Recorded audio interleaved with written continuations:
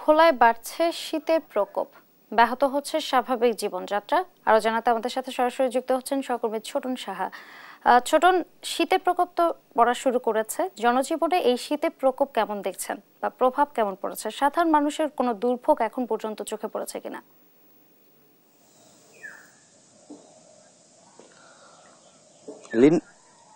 লিনা, যে অবস্থা বলা যায় যে দিন দিন তাপমাত্রা অনেকটা কমে যাচ্ছে, যেহেতু এটি উপকূলীয় জেলা, তো সেই হিসেবে শীতের তীব্রতা বলা যায় অনেকটাই বেড়েছে। এবং আজকে যে দিনের তাপমাত্রা ছিল সকাল 6টায়, আবহাওয়া অধিদপ্তর থেকে রেকর্ড করা হয়েছে 18.5 ডিগ্রি সেলসিয়াস। তবে এই তাপমাত্রা কিন্তু আসলে বেলা বাড়ার সাথে সাথে আর একটু বেড়ে যায় এবং তখন একটু গরম অনুভূত হয়। তবে বলা যায় যে যে রাতে যে শীত অনুভূত এবং দিনের বেলা যে গরম অনুভূত হচ্ছে, এই যে আবহাওয়ার যে তারতম্য, এটির কারণে কিন্তু মানুষ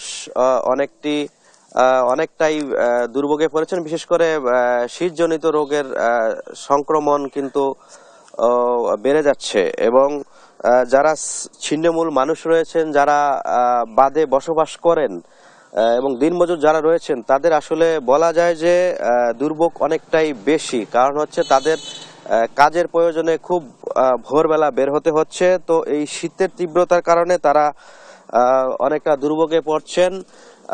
এবং যারা ছিন্নমূল মানুষ রয়েছেন, তারা আসলে শীত বস্ত্র এখনো তাদেরকে দেওয়া হয়নি বা তারা অনেকটা সংকটের মধ্যে পড়েছেন। আমি জেলা প্রশাসকের সাথে কথা বলেছি।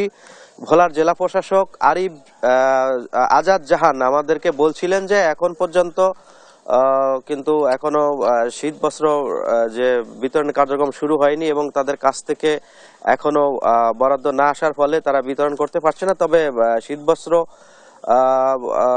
বিতরণ বরাদ্দ এলেই কিন্তু তারা ছিন্নমূল মানুষের কাছে সেটি পৌঁছে দিবেন, এমনটি কিন্তু বলছিলেন। এবং আবহাওয়া অধিদপ্তর থেকে বলা হয়েছে যে আসলে এই মাসের 15 তারিখের পর থেকে কিন্তু ঘন ঘন কুয়াশার যে তীব্রতা সেটি বেড়ে যাবে এবং একই সাথে এ মাসের শেষের দিকে, অর্থাৎ এই ডিসেম্বর মাসের শেষ দিকে কিন্তু বলা হয়েছে যে তীব্র শৈত্যপ্রবাহ কিন্তু বয়ে যাওয়ার আশঙ্কার কথাও কিন্তু আবহাওয়া অফিস থেকে আমাদেরকে জানিয়েছিল। তো এই যে অবস্থা, এই শীতের তীব্রতা বাড়ার কারণে মানুষের দুর্ভোগের যেন শেষ নেই। তো এ ছিল আমার কাছে যে শীতের তীব্রতা বাড়তে শুরু করছে উপকূলীয় এলাকাগুলোতে, তা নিয়ে সর্বশেষ তথ্য। লিনা। ছোটন, আপনাকে ধন্যবাদ। দর্শক, আমাদের সাথে সরাসরি যুক্ত হয়েছিলেন সহকর্মী ছোটন সাহা।